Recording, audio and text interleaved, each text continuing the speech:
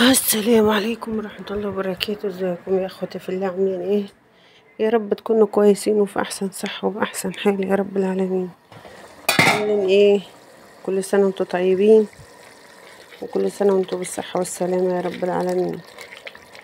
ربنا يعود علينا وعليكم الايام بخير يا رب العالمين. قبل ما نتكلم ونقول صلوا معايا على الرسول، همنا وهمكم يزول يا رب العالمين. انا زعلانة منكم على فكرة. الخبط ده يا جماعة معلش، انا استنى اما اكلمكم وانا اما اطبخ. ايوه انا زعلانه منكم عشان الفيديو اللي فات اللي من يومين ما جابش مشاهدات يا جماعه، ولا جاب، ما فيش ولا تعليق. ده انا بستنى تعليقاتكم دي على قد ما ربنا يقدر، يعني على قد ما ربنا يعلم والله العظيم بستنى تعليقاتكم دي اما تهون شويه. فما فيش ولا تعليق لاختك وحبيبتكم يعني في الله.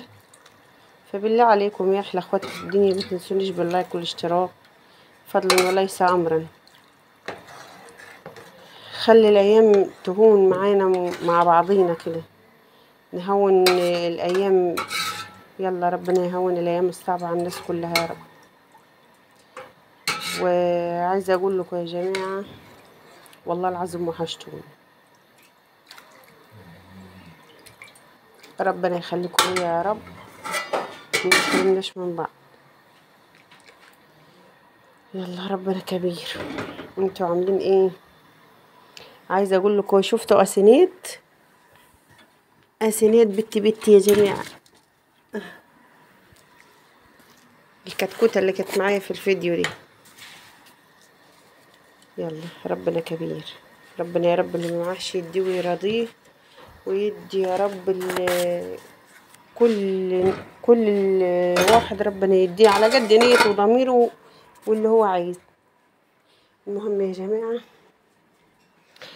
قلت انزل معاكم بعد ما تصلوا بينا كده على سيدنا محمد عليه الصلاة والسلام، انزل معاكم في فيديو خفيف كده على قد الحال. عملنا شوية ملوخية على قد الحال. اصورك تطلع ترند. فقلت اصورهم معاكم عشان واحدة حبيبتنا كانت جاية لي عايزة، مش معرف اظبط الملوخية. طب سلم معايا على النبي يا ست الكل. وعايزة اقول لك ايه، احسن حاجة قلتها والله. عايزة اقول لك يا ست الكل، تحط الشوربة قليلة بعد ما تظبطيها، يعني تحط مثلا الشوربة وتحط المرقة وتظبط شوربتك كده بحبة الحبشتكنات بتاعتك، بس تحطها قليلة بحيث ان هي لو تقيلة هتعرف تخففيها. الملوخية بتاعتك لو تقيلة هتعرف تخففيها، لكن لو حطيت الشوربة كتير والملوخية قليلة فهتبقى مية بس يا محمد، فهتبقى خفيفة الملوخية، مش هتعرفي ايه تظبطيها. لكن لما تحط الشوربة قليلة وتجلت معاكي هتعرفي تدويها تطببيها. بعد كده تدج التومة بتاعتك بشوية الكزبرة الحلوين. انا عملتها عشان محدش يقول يا او مش يا، ده دهن يا جماعة. اللي هتشوفوه ده في الفيديو دهن.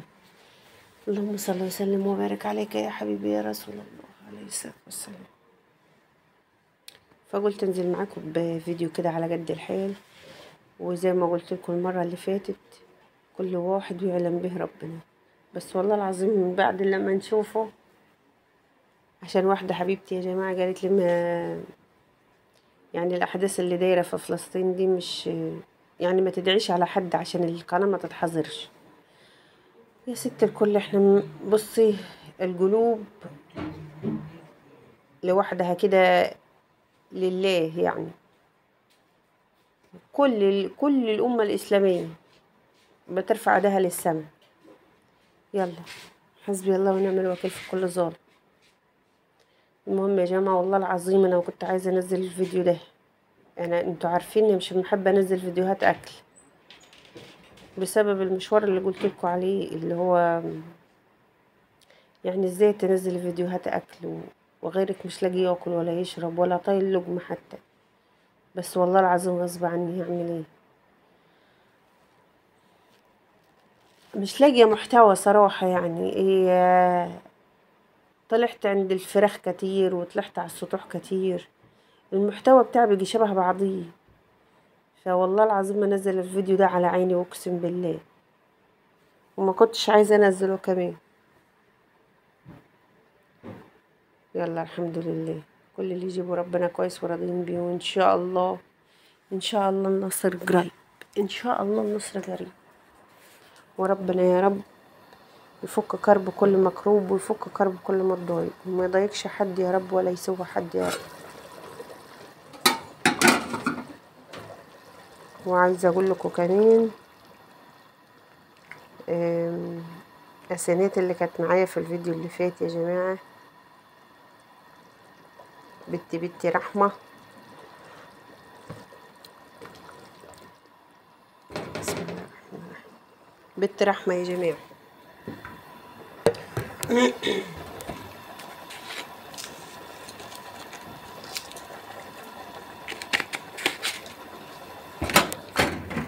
والحمد لله بفضل دعواتكم ربنا يخليها لها يا رب، والمعاش تديه وتعطيه يا رب العالمين.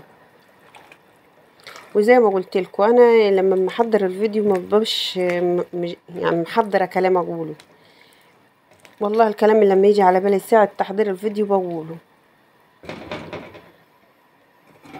والحمد لله رب العالمين، وربنا يعود علينا وعليكم السنين والايام بخير يا رب.